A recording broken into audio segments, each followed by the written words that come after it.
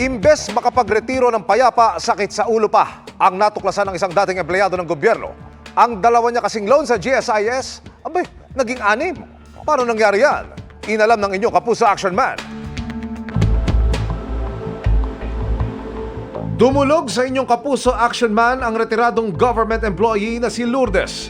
Nag-loan lang po ako ng 2, salary at saka policy. Nagtaka po ako, bakit ang dami pong loan na nakalagay doon? Opo. Hindi ko po kayang bayaran niya.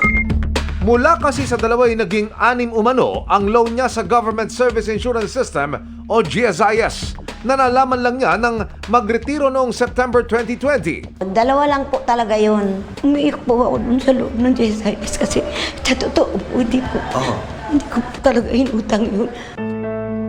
Lumabas sa record ng GSIS na nag-apply na aprubahan at na-release daw ang pera kay Lourdes para sa emergency loan assistance, regular policy loan, members cash advance, educational assistance loan, summer 1-month salary loan at enhanced salary loan sa pagitan ng taong 2003 hanggang 2012.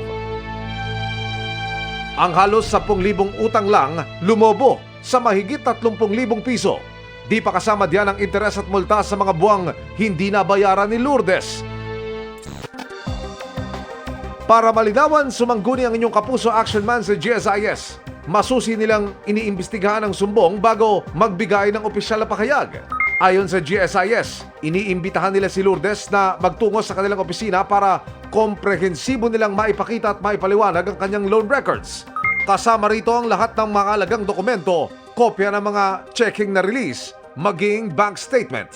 Layon daw ng ahensya na maging transparent hinggil sa sumbong.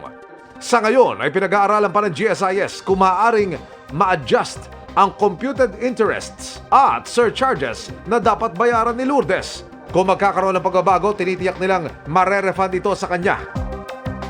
Dismayado man, sa ngayon ay nalinawan na si Lourdes.